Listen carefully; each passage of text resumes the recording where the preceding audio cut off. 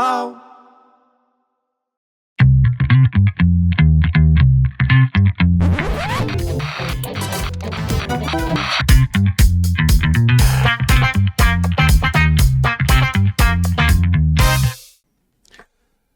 Olá, começando mais um podcast Movida. Sou Roger Lerina e a gente está falando aqui do Estúdio Hall, em Porto Alegre. O programa, como você sabe, é dedicado à arte, à cultura, entretenimento, tudo que está rolando aqui na capital gaúcha, mas também no Brasil e, claro, no mundo, por que não? A gente comenta aqui na nossa mesa sempre com a parceria, dividindo os pitacos, os comentários, as informações, com meu amigo, crítico de cinema, jornalista, Marcelo Perrone. Tudo bom, Marcelo? Tudo bem, Roger? Oi, pessoal.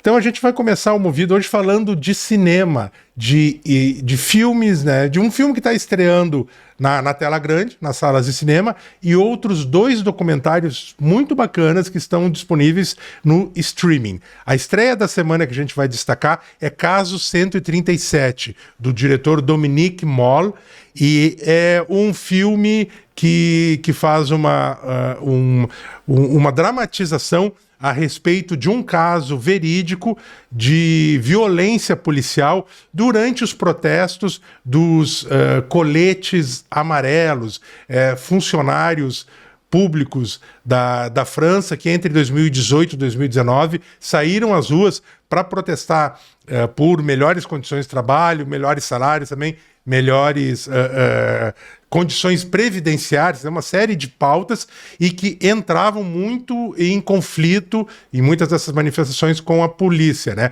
Eram chamados os gilets jaunes, coletes amarelos, porque eles usavam esses coletes amarelos que eram para representá-los como integrantes aí desse sistema público, né, de funcionários. E é um filme com que uma policial da corregedoria vai investigar o que talvez tenha sido um abuso de alguns policiais e que causou graves consequências num jovem, que deixou ele com sequelas. E quem vive essa policial é uma grande atriz francesa chamada Léa Drucker. E o filme foi exibido no Festival de Cannes, e a Léa Drucker, inclusive, ganhou o prêmio de melhor atriz, não em Cannes, mas o César, que é o Oscar, né, francês. Marcelo, um filme muito tenso, dramático, muito legal. Eu queria te ouvir falar sobre a dinâmica dos personagens, da história. Sim, o Dominique Moll, como tu disseste, ele se baseia num episódio real, né, que convulsionou a França lá no final de 2018 e faz um registro assim que tem um pouco da pegada documental, né, na encenação, tanto que ele começa com cenas e usa muito cenas reais dos protestos, e foi uma convulsão de tal ordem assim que ameaçou o mandato do Macron, que ele tinha sido eleito no ano anterior, e chegou a horas tantas lá, porque esses protestos começaram ali contra aumento de impostos, depois entrou por reformas fiscais e sociais que o novo governo estava implantando, e foi, mal comparando com maio de 68, foi um caldeirão que uniu diferente, assim, trabalhadores, estudantes, funcionários públicos, classe média, tudo que daí entrou também na pauta, aumento de impostos para os mais ricos, questões ambientais. Foi um caldeirão assim que deixou a França, e começou ali em Paris, foi para as regiões periféricas. Então foram dias bem complicados, ainda é recente na memória da maioria das pessoas pelos noticiários, né, que foi tensa a coisa.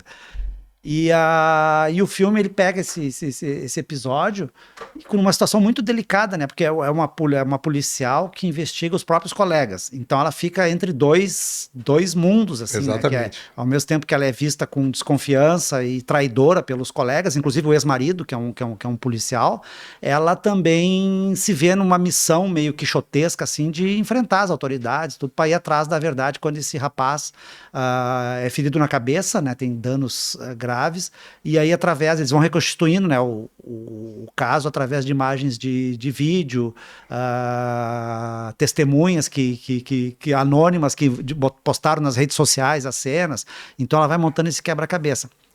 E em paralelo a isso, não de uma forma secundária, até muito importante no filme, toca nessas questões que o cinema francês aborda com frequência, que são as questões raciais, sociais da França, porque a partir do momento que se desloca para uma periferia para investigar a autoria desse atentado, quem são as vítimas, a policial se vê diante de uma questão lá de por que estão investigando, tanto que uma testemunha lá, que é uma moça negra, fala para ela, né, se fosse um rapaz negro ferido, ninguém estaria dando bola, como foi um branco, aí se mobilizam todas as forças, a imprensa, a polícia, para investigar.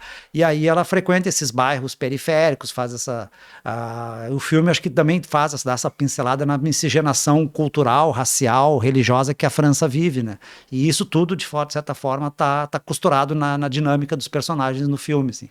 Eu achei muito interessante, ele lembra muito aqueles thriller clássicos, né, de investigação policial. Nisso aí tem o drama familiar que ela tem, né, da relação dela com afetiva, né, que é uma pessoa que separou do marido, tem um filho e tem que ficar se dividindo entre trabalho e funções domésticas, assim.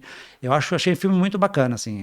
E ela fica, né, como tu bem colocaste, né, Marcelo, a personagem da Tilda Léa de Rouquet, que é essa investigadora de corregedoria, ela está numa situação totalmente desconfortável, em que ela é mal vista por todos os lados. Como tu disseste, os colegas policiais a veem como uma traidora, né, uma X9, que está atrapalhando, digamos assim, a vida e o trabalho deles, dos policiais. Da mesma forma, ela é vista pela população civil, pelos familiares, por exemplo, desse rapaz, e não apenas do rapaz que foi agredido, mas não apenas eles, pela população em geral. Ela também é vista, ela e os colegas, porque tem uma equipe, né? É muito centrada na figura dessa personagem, mas tem outros investigadores.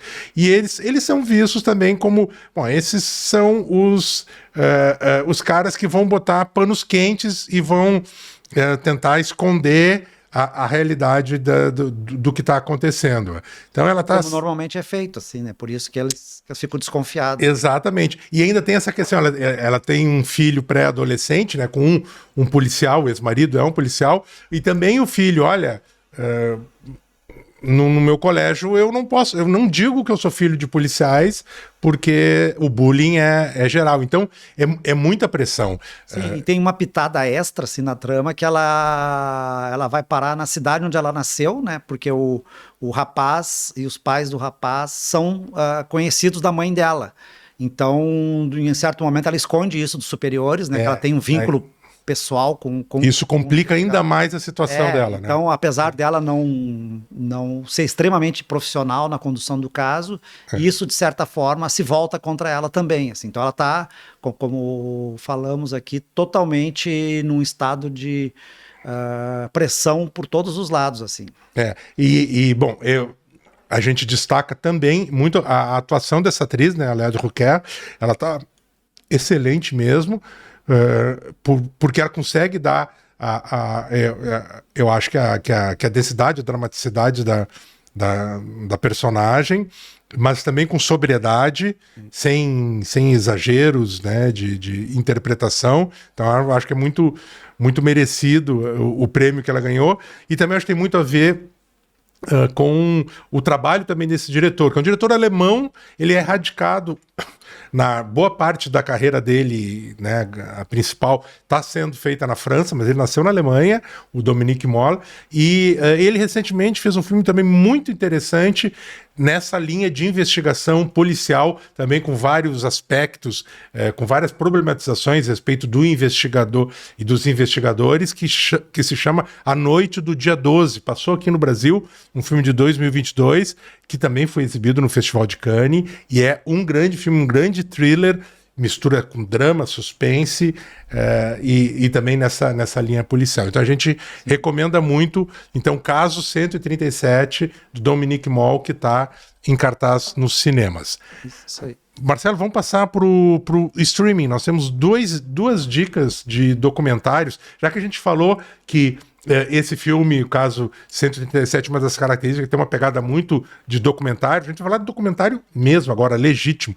Primeiro nós vamos falar de um artista brasileiro que fez carreira e continua fazendo a carreira nos Estados Unidos e talvez não seja tão conhecido aqui no Brasil, certamente ele é mais conhecido lá fora do que aqui, e que é um cara admirado por todo o meio musical, especialmente dos Estados Unidos, que é o Paulinho da Costa. O documentário chama-se The Groove Under the Groove, quer dizer, o embalo, o groove sob o groove, e isso é explicado no filme, porque ele é responsável por isso, ele é um percussionista, então isso chama-se The Groove Under the Groove, os sons de Paulinho da Costa. Marcelo, quem é esse sujeito que saiu do Brasil meados dos anos 1960, mais pro final, e que gravou com virtualmente todo mundo, de Madonna, Michael Jackson, Quincy Jones e, bom, a lista é interminável. Sim, o documentário dá conta disso, de apresentar esse personagem que quem se liga em música brasileira e internacional já deve certamente ver o nome dele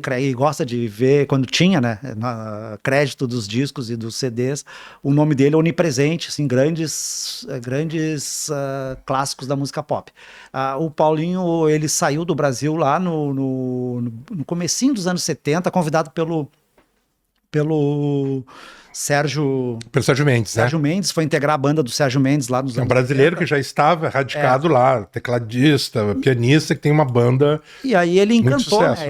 Ele já tinha ali, a partir do final dos anos 60, no início dos 70, ele já tinha feito com alguns grupos circulado para os Estados Unidos, Europa, assim, como um músico de apoio, assim, percussionista, já chamando a atenção pelo talento e pelo carisma dele. É um cara muito carismático, assim, que sempre risonho. Aí o Sérgio Mendes convidou ele para tocar no grupo, se destacou muito naquela época, assim, e o Sérgio Mendes, como também era um grande artista reverenciado pelos músicos americanos, começaram a chamar o Paulinho da Costa para trabalhar nos seus projetos.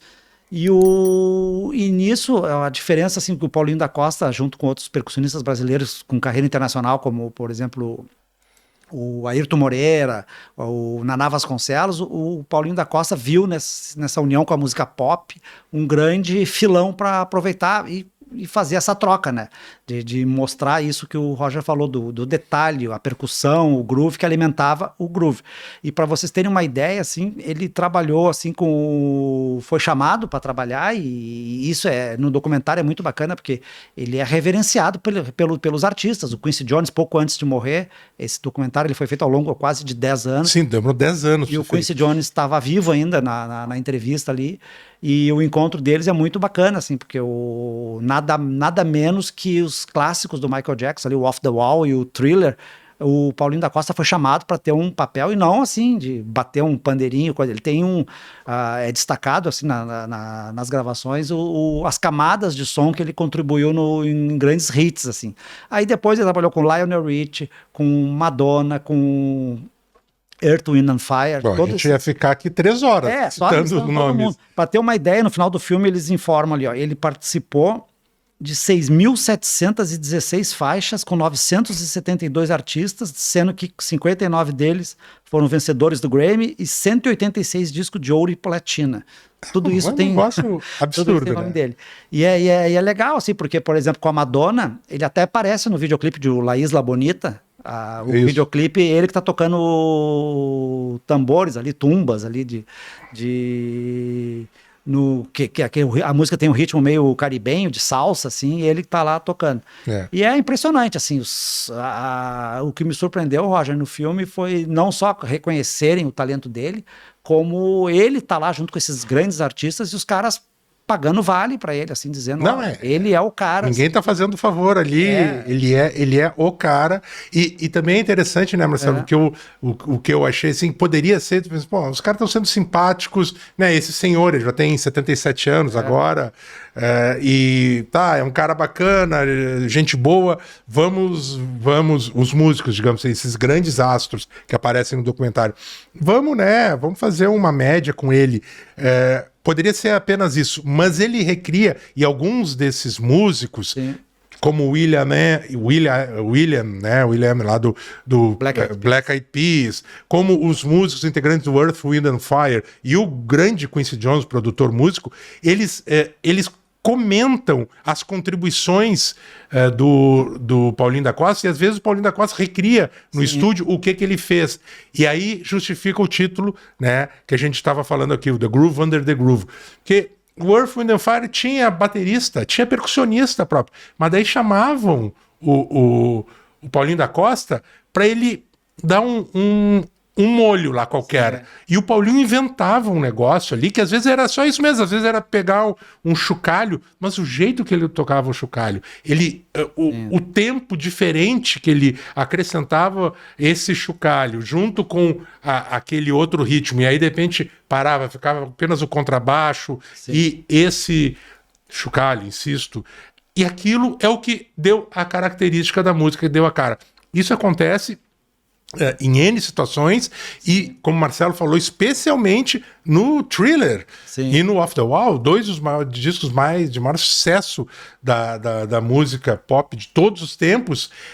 Várias das faixas, se for ouvir, é o groove embaixo do groove, e é aquilo, claro, a guitarra, tudo funciona, mas aquele molho, às vezes, é o que realmente dá um destaque muito especial. Então a gente recomenda muito, né, Marcelo? The Groove Under the Groove, Os Sons de Paulinho da Costa, tá no Netflix, né?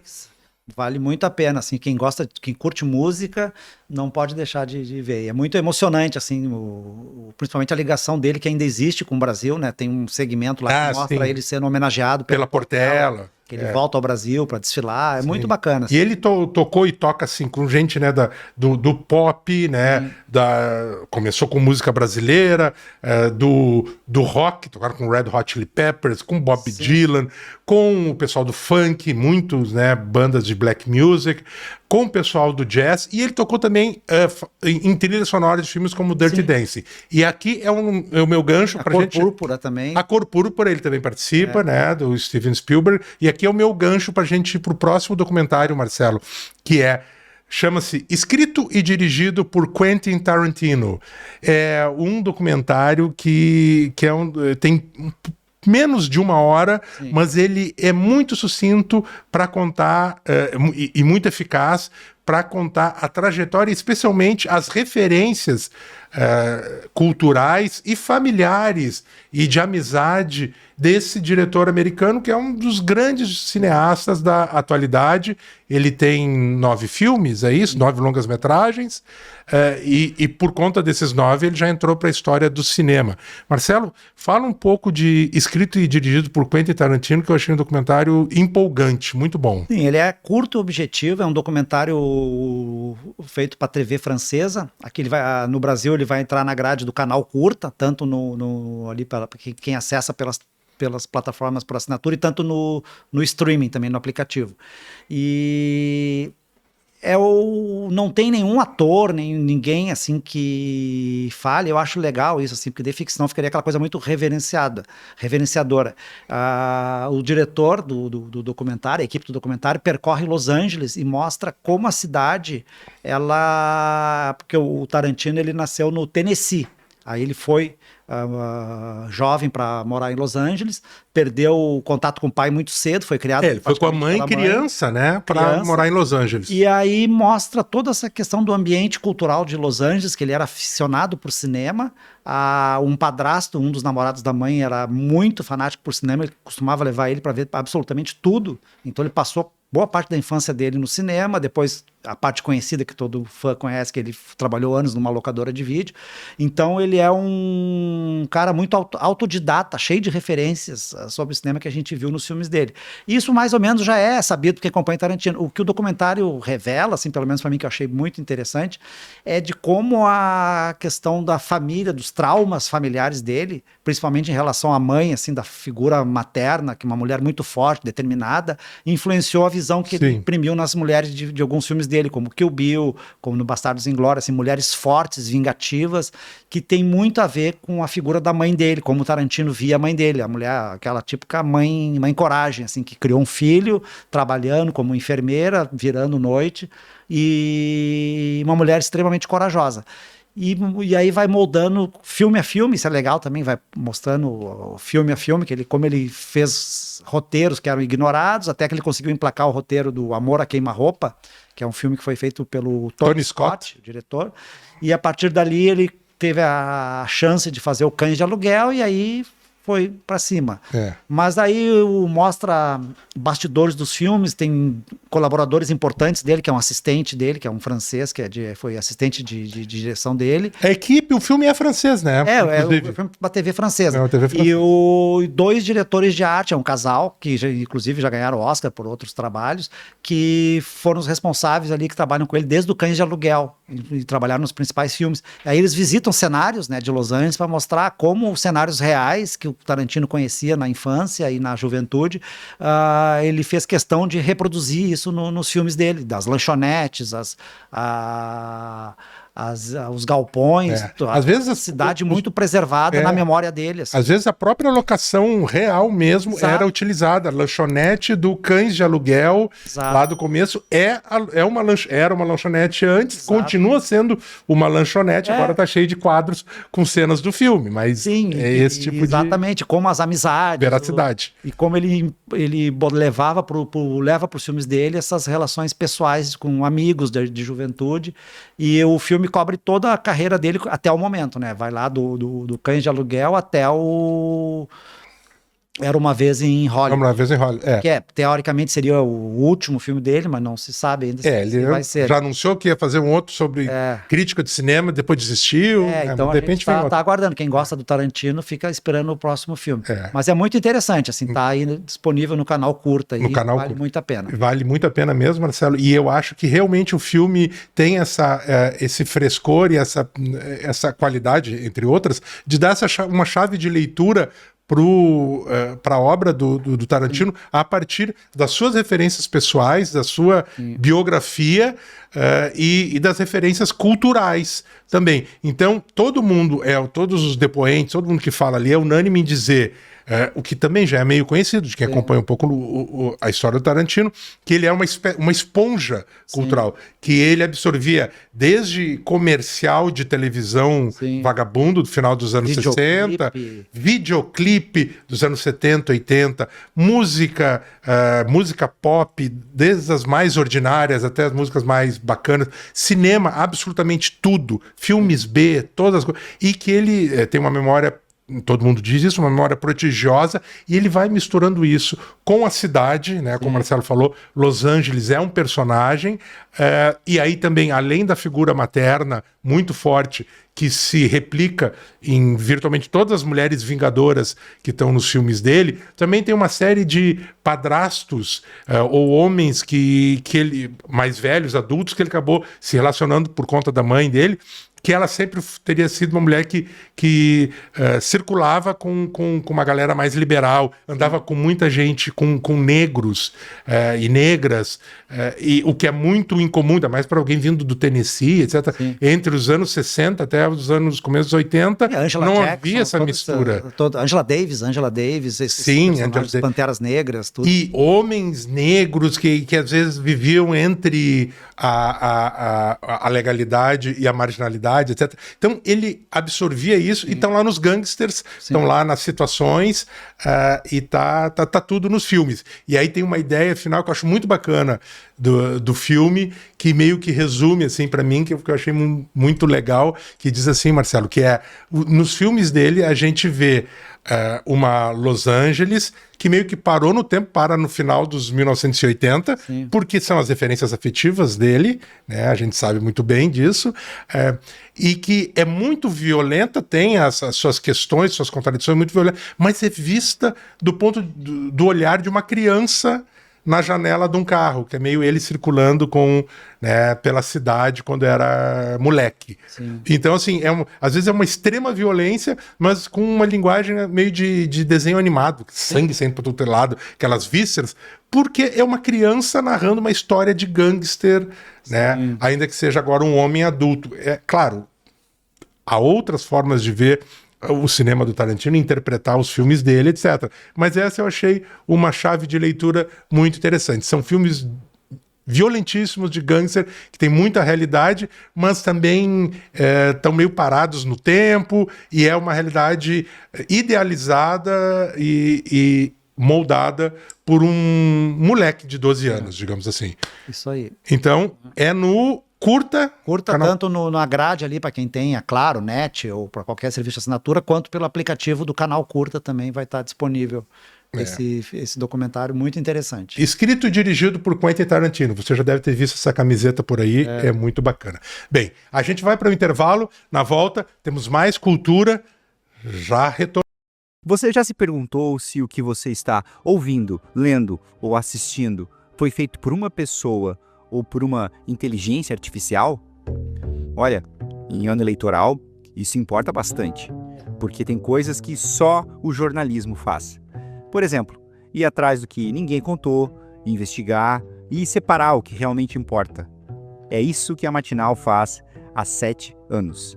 Um jornalismo confiável que ajuda você a entender a cidade. Se isso faz diferença para você, acesse matinal.org/assine e apoie a Matinal. Matinal, Porto para quem se importa.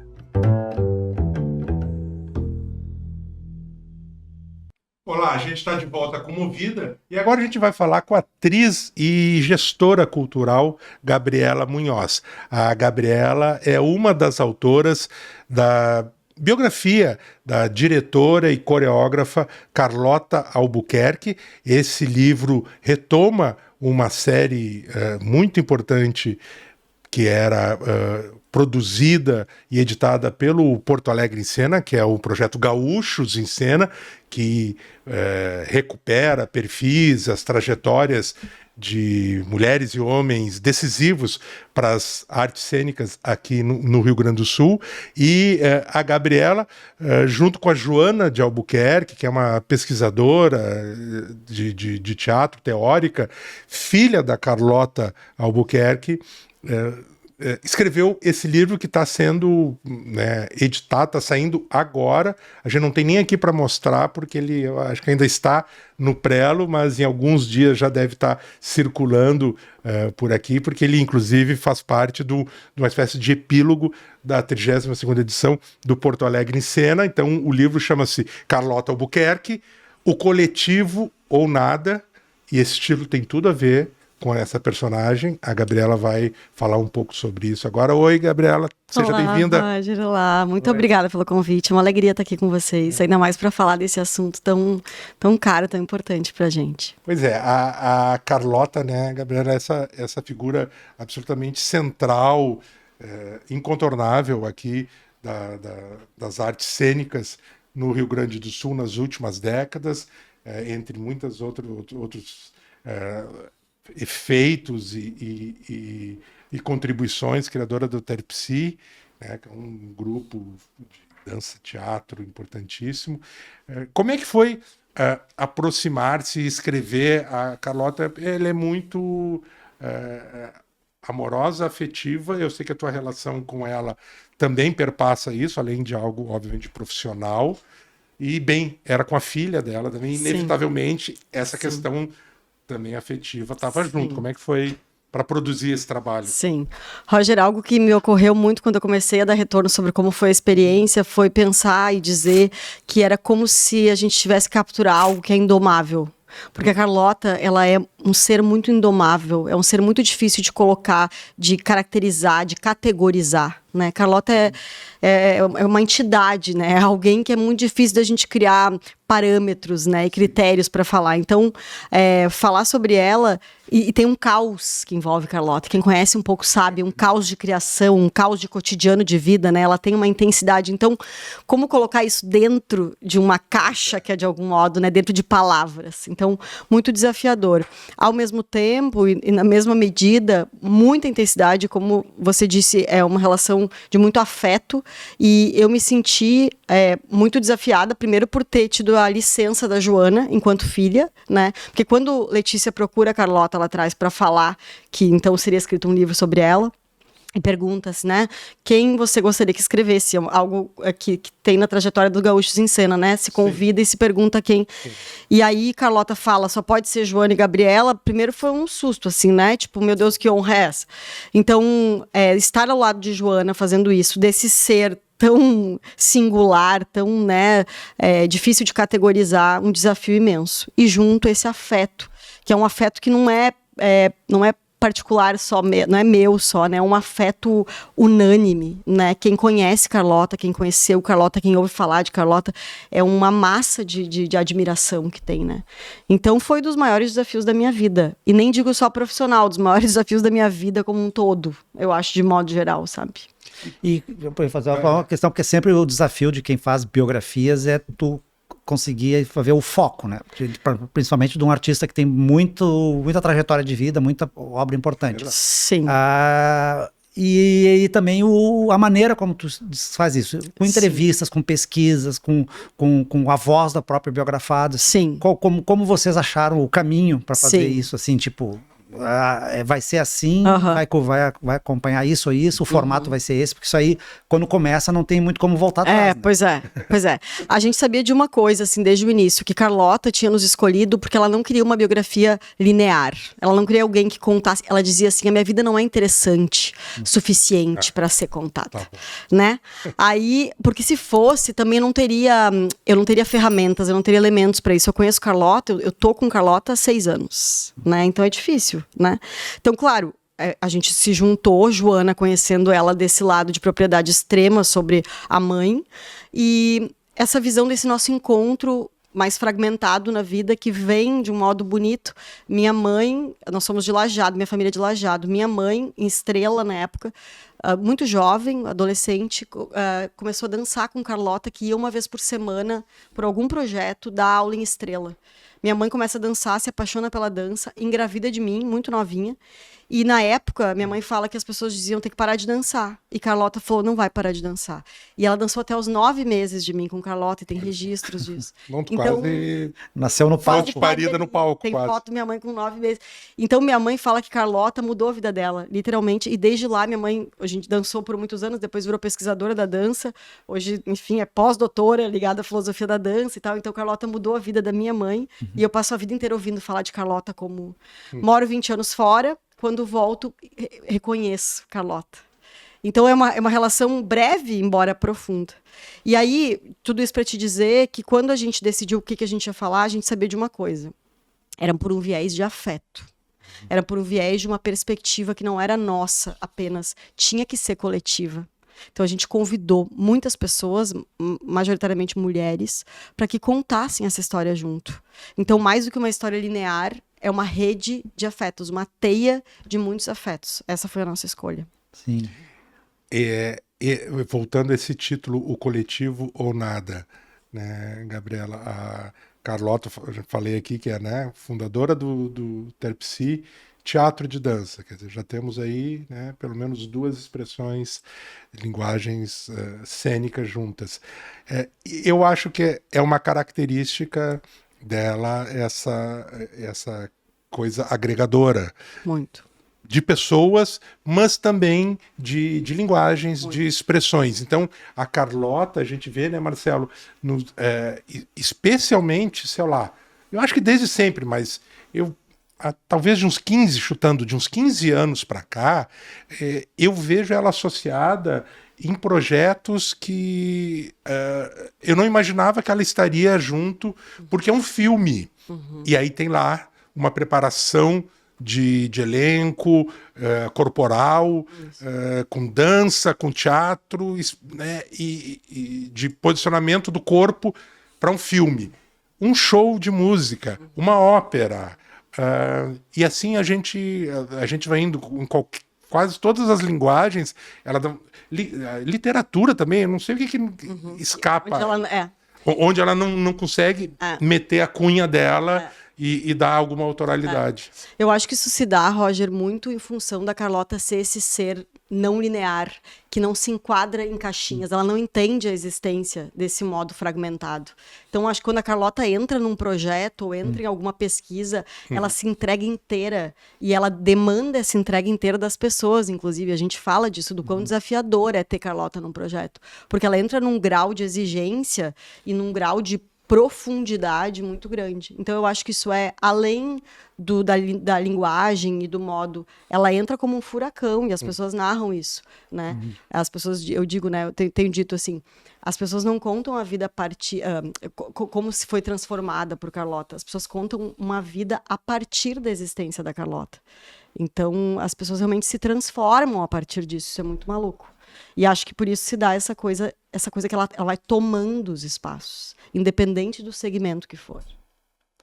E no processo do livro, em que momento vocês acharam que tinha um norte, quando tu falou que tem várias pessoas que dão vozes ao livro. Isso. E por vezes essas vozes foram conflitantes em alguma lembrança, em alguma coisa assim, que alguém lembra de um jeito, alguém lembra de outro, mas vocês acham legal manter isso aí junto?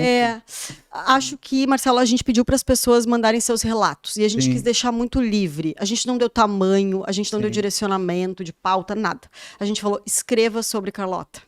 E mulheres de idades diferentes, de trajetórias diferentes, de perfis diferentes, e foi vindo. E a gente tentou fazer um olhar bem neutro para isso, assim. Sim. E aí a gente foi costurando esses textos ao livro, né? De um modo também não muito linear, assim, mais intuitivo, de onde a gente achava alguma coisa por pauta, mas muito por encaixe dessa sinergia, assim, que foi rolando, Sim. sabe? Acho que não teve nada conflitante, não. Sim. E também, talvez, se tivesse, a gente também ia entender que fazia parte desse caos Claro. que é a Carlota. Sim, porque Sabe? quando tu bota muita gente falando, Exato. as memórias, como tu falaste, gente jovem, gente mais velha, Isso. às vezes pode não bater muito com, É. com o entendimento que cada um tem, né, geracional. Eu Só acho que é parte menos do- sobre a verdade Sim. e mais sobre a percepção das pessoas. Sim, isso né? é bacana. Assim. É. A E quanto tempo, desculpa, só para quanto tempo levou o projeto, assim, entre o início e Foi bem rapidinho. e o livro tá pronto? assim? A gente escreveu, eu acho que uns 4 meses. Uns 4 meses de trabalho, assim. Foi rapidinho. Sim, para uma biografia foi rápido. E ainda teve verão no meio, final de ano, assim. Mas foi bonito, foi emocionante. Então, Joana é maravilhosa também. A biografia Carlota Albuquerque, O Coletivo ou Nada, que tem uma autoria compartilhada, né, entre Joana de Albuquerque e Gabriela Munhoz, vai ser lançado agora no dia 29 de abril, no Teatro Oficina Olga Reverbel, às 19 horas. Lembrando que é um projeto que integra a retomada, né, de uma série de publicações chamada Gaúchos em Cena, que, por sua vez, faz parte do Porto Alegre em Cena, Festival de Artes Cênicas aí, e é um fecho, né, uma coda aí da 32ª edição do Porto Alegre em Cena, e esse dia 29 de abril certamente não foi escolhido por acaso, e é muito propício porque é o Dia Internacional Exatamente. da Dança. A Gabriela, a gente tem que aproveitar, né, Marcelo, a presença dela, que também tem, como a gente, ao apresentá-la, já fez a referência. Além de atriz, tem uma trajetória como produtora e gestora cultural. Então ela já teve, ultimamente, à frente do IEACEM, né, que é o Instituto de Artes Cênicas aqui do Rio Grande do Sul, também do Teatro de Arena, aqui em Porto Alegre, e do Teatro São Pedro, da Fundação Teatro São Pedro, a parte de gestão de programação, de produção cultural. E agora ela está encarando literalmente um novíssimo desafio, porque é uma instituição que foi apresentada há menos de 2 semanas, acho que foi semana passada, quando a gente está gravando aqui, que é o Banrisul Instituto Cultural e Social. Então, um nome já autoexplicativo, é o braço de cultura e de ação social do Banco do Estado do Rio Grande do Sul. E a Gabi é diretora de programas e projetos culturais. E a gente quer saber, primeiro, qual é esse desafio, o que significa ser diretora de programas e projetos culturais. Já foi apresentado algumas das ações desse instituto, mas a gente quer te ouvir, assim, o que tu estás projetando e prospectando aí nessa função de diretora de programas e projetos culturais. Então, é uma alegria, um desafio imenso, né, participar da fundação de um instituto cultural, né, e social. Então, foi bem rápido, a Bia chamou a gente em janeiro, né, o presidente Fernando Lemos chamou a Bia, Beatriz Araújo, que chamou Ben-Hur, que era também parceiro dela, secretário adjunto na época dela, e eu que também trabalhei no Estado. Então, a gente formou um grupo ali, junto de um colega Ismael, que é de dentro do Banco Administrativo Financeiro, a gente se juntou e fez uma imersão, e de janeiro até abril a gente desenvolveu esse planejamento, né, desse instituto, que a gente apresentou na semana passada. Esse instituto, ele se ocupa de desenvolver iniciativas e ações próprias, algumas inéditas, atendendo, o presidente tem falado muito isso, assim, pensando nas pessoas que estão numa camada da sociedade que tem uma necessidade, uma vulnerabilidade, né, que são mais invisíveis. Então, desde pensar cultura, assim como questões sociais, cidadãs, né, todo um envolvimento de, sim, priorizar, ter projetos para a classe artística, mas mais indiretos. A nossa ideia é chegar em quem não tem acesso à cultura diretamente, né? Então, são projetos que percorrem por diversos segmentos, assim. Tem edital artístico, mas tem projetos ligados à educação, o desenvolvimento de uma escola que vai atender regiões do RS Seguro, que é esse projeto, né, do governo, esse programa do governo que atende regiões mais vulnerabilizadas do Estado. Então, educação, arte, cultura, e aí tem literatura, tem um clube do livro, enfim, a gente tem 10 projetos sendo lançados agora. Então, as pessoas têm confundido um pouco, e a gente tem insistido de falar isso, que não é o marketing do Banrisul, quem quer submeter seu projeto, buscar patrocínio, continua tudo igual. O Banrisul Cultural, ele vem como uma nova iniciativa que não recebe exatamente essa demanda de projeto de patrocínio direto, né? Mas que vem para atacar, para atender a uma demanda de Estado, dessa necessidade de cultura e de ações sociais. Sim, não tem nada a ver, então, com um patrocínio. Assim, patrocinar filmes, patrocinar peças de teatro. A gente tem tido continua. Bastante porque confesso procura, que parece mesmo que é isso. O Marcelo já ia apresentar um projeto aqui pra ti. A gente tem recebido bastante isso. Mas não, o Banrisul Cultural, ele vem com algo muito, neste momento, né? Ele é fundado com um objetivo muito específico. E através de editais, tudo, assim? Também terão editais, terão ações de credenciamento, né? Por exemplo, essa escola que chama Entre Artes, que é um dos grandes projetos, é uma escola de artes para escolas, né, em contraturno, né, durante o ano, que vai atender essa demanda de escolas em regiões específicas e que vai ter professores artistas que vão ser credenciados para que se desloquem até essas escolas e passem o ano todo oferecendo essas oficinas. Sim. Então, eu tenho dito assim, essa escola ela não é para formar artistas, é para sensibilizar crianças, para trazer senso crítico, identidade, é anterior à demanda. Sim. Né? Pensar nessa coisa cidadã mesmo. Formação de público. Exatamente. De público, exatamente. Que depois de uma outra camada pode se desdobrar em... Claro. Né? Mas formar artistas também. Mas... Exatamente. E pensar, né, isso é importante também, a gente não quer trabalhar sendo eventista, a gente não quer ser pontual. A gente não vai lá na região X, onde há toda uma demanda de sofrimento, né, e de dificuldade, oferecer uma aula, e ir embora. Não, as nossas ações elas têm permanência, elas têm continuidade, muitos programas, né? Eu vi que na apresentação que vocês fizeram do projeto, vocês insistiram nesse ponto em vários momentos. Exato. De que a atuação dessa instituição do Banrisul, ela pretende ser a um longo prazo. Exatamente. E não pontual. Exatamente.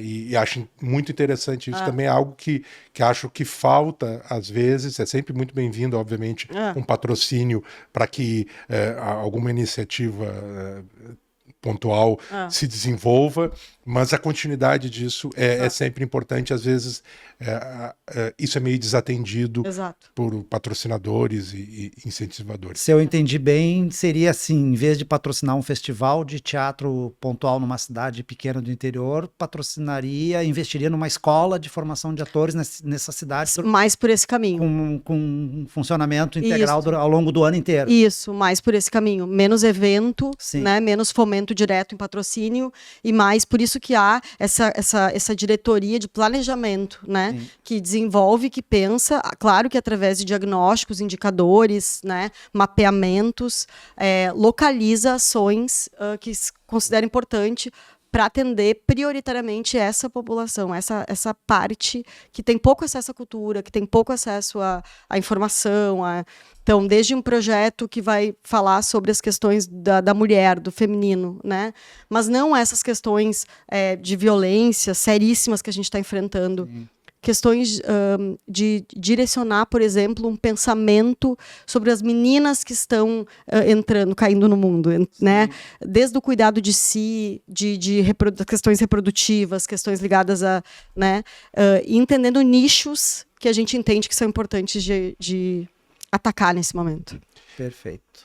E aqui, Marcelo, no Movida, a gente racionaliza e otimiza os nossos recursos. Então, a gente traz uma convidada, mas são 3 pautas. Já falamos sobre a biografia da Carlota Albuquerque, falamos agora dessa participação aí do Banrisul, cultural e social, e agora a gente vai encerrar com a Gabriela falando do espetáculo, Sim. e que ela divide a cena com a cantora Paula Kirst, e que está voltando, um espetáculo super bacana, que fez um baita sucesso, sempre lotado, e com críticas e elogios transbordantes, a atuação das duas e também de toda a encenação. Se chama Idade é um Sentimento. O espetáculo vai ter...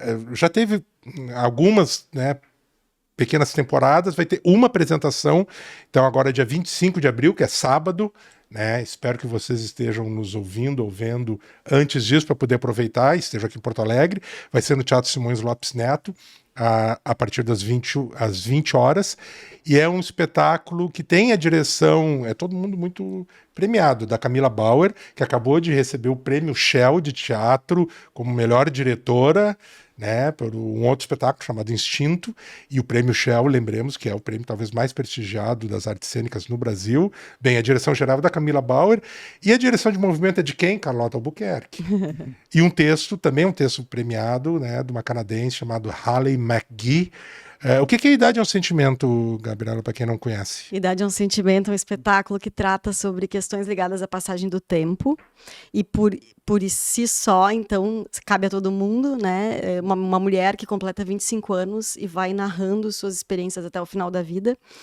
Tem também, e isso até nem é exatamente do texto, mas por uma opção da Camila, por uma opção nossa, algumas inserções nossas em cima do discurso da mulher, né, do feminino, que é super atual. Então tem as provocações, alguns questionamentos sobre essas dificuldades e sobre essa nossa demanda enquanto mulher no Brasil. Então, e tem uma curiosidade que o espetáculo, cada dia ele é diferente. Então o público faz suas escolhas, né? O Roger assistiu lá atrás, né? Então, cada dia a gente tem uma gama grande de histórias e a gente vai contando as histórias conforme as pessoas vão fazendo as suas escolhas, porque, bom, a vida se trata disso. Não dá pra gente saber tudo sobre a vida o tempo todo e que tipo de escolhas são essas que é possíveis de serem feitas. Né? Isso é legal porque quem já viu o espetáculo pode ver de novo, porque não vai ser o mesmo espetáculo. Exatamente. Né? É muito interativo, então, pelo jeito. Tem 2 momentos, né? No início e na metade a gente abre pra plateia e fala, e aí, o que vocês querem ver agora? Tem a história tal e tem a história tal. E aí a galera levanta uma placa e a gente toma a decisão ali na hora, a partir da escolha das pessoas, e segue a história. Então é um espetáculo que a gente se sente muito feliz de fazer, porque a gente conseguiu rodar bastante com ele. São quase 2 anos na estrada já. E a gente percebe que chega nas pessoas, as pessoas... muitas mulheres, não só mulheres, mas muitas mulheres narram suas identificações, seus questionamentos, se sentem acolhidas, porque são reflexões comuns a todas nós, né? Uma alegria estar aqui agora no Simões Lopes Neto, esse teatro que, né, eu fiquei tanto tempo lá e naturalmente não podia curar, não podia estar lá. Então agora recebi esse presente de poder estar lá como atriz, né, depois de ter participado da entrega do teatro. Uma emoção, assim, que eu já tô agora, assim. Vai ser lindo. Que legal. Então fica aí o convite para Idade é um Sentimento, espetáculo com a Gabriela Munhoz e a Paula Kirst. Vai ser, então, no sábado, dia 25 de abril, agora, às 20 horas, no Teatro Simões Lopes Neto. E aí, alguns dias depois, dia 29 de abril, a gente tem do ladinho do Simões Lopes Neto, também no Complexo Multipalco, que é o Teatro Oficina Olga Reverbel, dia 29 de abril, que é o Dia Internacional da Dança, a partir das 19 horas, o lançamento da biografia da coreógrafa e diretora Carlota Albuquerque, que é escrito pela Gabriela Munhoz, em parceria com a teórica de dança e de artes cênicas Joana de Albuquerque, chama-se Carlota Albuquerque, O Coletivo ou Nada. Gabriela, obrigado, parabéns Muito obrigada por toda essa oportunidade de poder contar essas coisas todas. Agradecer muito e convidar, né, as pessoas. Queria deixar um beijo muito especial para a Joana, filha da Carlota, que foi assim, nada teria acontecido se não fosse, né, pela generosidade dela também de ter topado fazer isso, né, enquanto filha, ao Porto Alegre em Cena, pela oportunidade. Então, assim, é muita alegria de estar vivendo tudo isso. E fico muito feliz com esse espaço de poder compartilhar. Tomara que gostem. O volume em mão. Tá bem lindo. Eu já vi que tem um monte de foto preto e branco muito bonita. Tem bastante imagem, enfim. Obrigado. Obrigada. Parabéns. A gente vai então para um rápido intervalo. Na volta, aquela passada pela agenda cultural de Porto Alegre no final de semana, para você ficar esperto aí nos próximos dias. Venha para o Cine Bancários conferir a última semana da programação especial do 22º Fantaspoa. Sessões de terça a domingo, às 15, às 17 e às 19 horas, na Rua General Câmara, 424, no centro de Porto Alegre. Ingressos a R$ 14,00, com meia entrada para bancários, idosos, estudantes, pessoas com deficiência, portadores de ID Jovem e jornalistas sindicalizados. Confira a programação pelo Instagram @cinebancários, pelo site cindebancarios.org.br ou pelo cinebancarios.blogspot.com. Venha para o Cine Bancários, programação sempre com boa curadoria. Cine Bancários. Diga sim para quem valoriza a cultura. A gente está de volta aqui com Movida e agora, na finaleira do programa, como sempre, a gente dá as dicas da agenda cultural aqui de Porto Alegre. Como sempre, quem vai nos guiando aí é a Olivia Gayer, sabe tudo das boas dicas do que tem para fazer no fim de aqui na capital gaúcha. E nós começamos com quinta-feira. Oi, Olivia, tudo bem? Oi, Roger, tudo certo? Marcelo? Qual é a dica para quinta? Bom, na quinta-feira a gente vai ter o espetáculo Outras Danças para Chopin, que é um espetáculo de dança que traz uma conexão da obra do Frédéric Chopin com 5 olhares coreográficos diferentes. Então vai ter na obra um solo, um dueto, um trio, um quarteto e um quinteto. Então é bem interessante, vai ser na quinta-feira, 23 de abril, às 20 horas, no CHC Santa Casa. É bom, e a música de Chopin é sempre uma delícia, né, Marcelo? E é legal que a interpretação é do pianista Eduardo Knob. É um pianista daqui do Sul que é super bom e é Chopin é uma das especialidades do Eduardo Knob. Então, Outras Danças para Chopin, que já está meio adiantando o Dia Internacional da Dança, que a gente estava falando ali, né, Marcelo, com a Gabriela Munhoz. Vamos para sexta-feira, Olivia, o que temos? Bom, na sexta-feira o TNT está celebrando 40 anos do álbum TNT1, ali no Araújo Viana. Ano passado eles tiveram 2 apresentações celebrando lotadas, os 40 anos da banda, lotaram. E agora eles estão especialmente celebrando o primeiro álbum deles, que foi lançado em 86. E é um grande marco do rock gaúcho, né? E, enfim, tem destaques de Ana Banana, Identidade Zero, Deb, Cachorro Louco, todas as clássicas, né? Marcelo, 1986, tu lembra quando foi lançado esse disco? Cara? Sim, eu me lembro do TNT com a primeira formação ainda, com o Júpiter Maçã, Júpiter Flávio Basso na época, né? E é curioso, né? Uma banda que ela se transformou ao longo do tempo. Muita gente passou por ela, né? Tem várias formações, né? E inclusive tem os desdobramentos que fazem sucesso percorrendo o estado até hoje. Tem de Cascavel até os Cascaveletes, que teve tem o Eterno Cascaveletes. Então esse universo dessas 2 bandas, assim, TNT e Cascaveletes, hoje deu origem a vários projetos assim, muito interessantes. E o TNT, esse, digamos, é a formação ali que tem o Charles Master, o Márcio Petraco, o Tchê Gomes, que é o núcleo, digamos, principal do TNT ao longo dos anos, assim, que gravou os discos, que fez muito sucesso, separou, voltou, e estão agora colhendo os frutos dessa memória afetiva, assim, que é muito bacana, assim. Os shows são bem... os fãs, porque é um repertório clássico, né? Não tem como negar isso.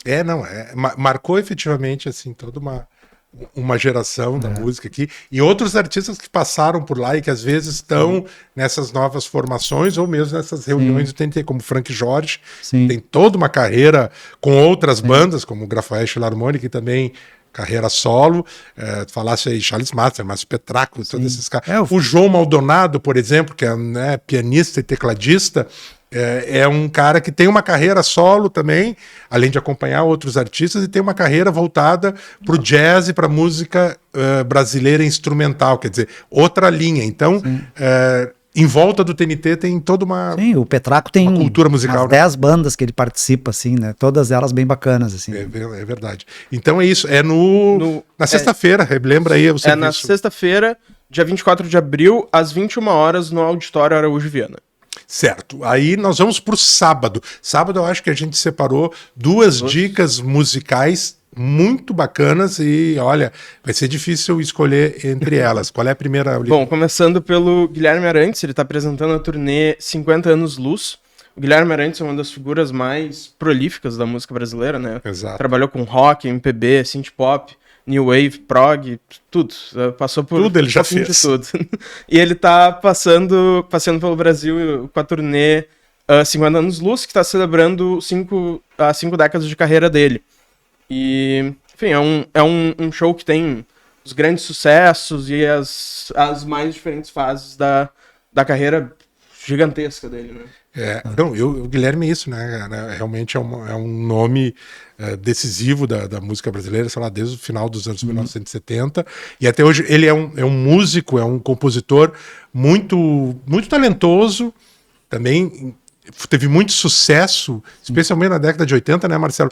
Depois ele ficou um pouco de lado, assim, a partir de meados dos 90, e agora nos últimos anos, ele tem sido recuperado. Ele acabou de lançar um disco também, né, que é um disco com, sei lá, com mais de 20 faixas, assim, que é um cara que trabalha muito, né, Marcelo? Sim, ele é um dos grandes nomes, como a Olivia falou, do música pop brasileira, e ele ficou um pouco à margem daquela explosão do rock, apesar de ser um cara que tinha muitos hits, muitos sucessos, ele nunca foi considerado, digamos, daquela turma lá que explodiu nos anos 80, Lulu Santos, Barão Vermelho, o Guilherme Arantes, sempre pareceu ser um cara meio apartado desse movimento, apesar de ter hits ali do mesmo nível, às vezes da Rita Lee, mas ele percorreu um caminho próprio, assim, depois se voltou um pouco para música instrumental, mas ele ali fez tema de novelas famosíssimas. Nossa, assim. muito, emplacava tema de novela uma atrás da outra. Né? Então ele, digamos, ele tem uma referência, assim, claro que grosso modo ele é, digamos, como se fosse o Elton John brasileiro, assim, né, cheio de hits, um cara que é um exímio pianista, assim, talentosíssimo, e vale a pena ver, porque ele faz poucos anos que ele deu essa revigorada na carreira, assim, né, de voltar para a linha de frente, assim, das apresentações. Ele lançou esse disco, então, Interdimensional, aí, que é o 29º álbum da carreira dele, e que também ele tem 10 músicas inéditas, mais uma série de regravações. Recupera o serviço, então, para ver o Guilherme Arantes. Ser no dia 25 de abril, nesse sábado, às 21 horas, no Auditório Araújo Viana. Mas tem outro grande, bem mais jovem que o Guilherme Arantes, mas também um nome de destaque do teclado, do piano brasileiro, que vai estar se apresentando nesse sábado, né, Olivia? Isso. A Vanessa Moreno e o Salomão Soares estão apresentando o disco Outros Ventos, no Espaço 373. É a turnê do lançamento desse disco, que saiu ano passado. Eles estão, desde junho do ano passado, nessa turnê de lançar esse disco. E essa é a terceira colaboração deles, do Salomão com a Vanessa. E, enfim, é um repertório bem interessante, com as grandes influências deles. Então, é um espetáculo bem legal para quem também tiver... O Salomão é um dos grandes nomes do piano, né, instrumental brasileiro. Ele também toca como com a Vanessa e com outros artistas também, cantores da música popular, mas ele também tem um trabalho muito legal, assim, como instrumentista, né? E a Vanessa também é uma nova voz aí da MPB de alto destaque. E é curioso, né, Marcelo, que eles recuperam hits e músicas até nem tão conhecidas de autores como João Bosco, a Joyce Moreno, o Chico César e também quem estiver nos assistindo, além de nos ouvindo, talvez esteja vendo agora Vanessa Moreno e Salomão Soares cantando, interpretando uma música do Guilherme Arantes. Legal, hein? Que faz parte do repertório deles. Podia rolar um encontro aqui em Porto Alegre, né? Pois é uma boa, né? Vão estar no mesmo dia, vai que termina o show, termina o show do Guilherme Arantes e de repente vai lá para o Espaço 373. Serviço, Olivia, por favor. No sábado, 25 de abril, às 21 horas, infelizmente no mesmo horário, mas é no Espaço 373 ali no Floresta. Então, Salomão Soares e Vanessa Moreno, Outros Ventos. Fechando a domingueira, qual é a dica? Pro domingo é uma programação pra criançada. É um domingo com mini Beatles no Gris. É um excelente jeito de... Confesso que foi assim que eu comecei a ouvir música, com Beatles. É uma banda que transcende gerações, então uma boa programação pra levar a criançada pra ouvir música. Então... Enfim. E é um grupo formado que é Bob Bobson e tem 2 integrantes do Nenhum de Nós, Marcelo. O Beco Marques, né? E o Sadi. E o Sadi Homrich, o baterista. Ainda tem o músico educador Marcelo Aschazara no contrabaixo. E Beatles para crianças, né? Aqui a Olivia foi apresentada, né? A música, talvez, via Beatles. É sempre uma boa porta de entrada, né? Sim, para pequenos, e os grandes curtem mais ainda, né? Isso é muito interessante, assim. Lá em casa, minhas filhas escutavam muito Beatles para criança. Foi meu primeiro CD. Viu? Beatles para crianças. E escutam até hoje, assim, das poucas coisas que eu consegui passar, assim, do meu gosto musical, assim. Isso é universal, não tem erro, assim. E é lá no Grés e... No domingo, 26 de abril, às 17 horas, no Grés. No Grés. 17 horas, 5 da tarde, então, domingueira bacana, e aquele programa legal que dá para levar os pequenos, né, como o Marcelo falou, e os grandes também curtem, e tá todo mundo feliz aí, tá feito o domingo. Bom, agenda super legal, um monte de dica bacana que a Olivia trouxe aqui, mas a agenda completa, que tem mais coisa ainda, Porto Alegre tem bastante coisa, você confere lá no nosso site, que o endereço é matinal.org/agenda. E esse foi o Movida dessa semana. É um podcast que tem produção da Matinal e é uma realização em parceria com o Sindicato dos Bancários de Porto Alegre e região e também o Cine Bancários. O programa é gravado aqui em Porto Alegre no Estúdio Hall, tem roteiro e apresentação de Roger Lerina, Marcelo Perrone, Olivia Gayer. A produção é da Olivia Gayer, Luísa Kiefer, Felipe Speck e Laís Escher. Na técnica, Diego Dornelles.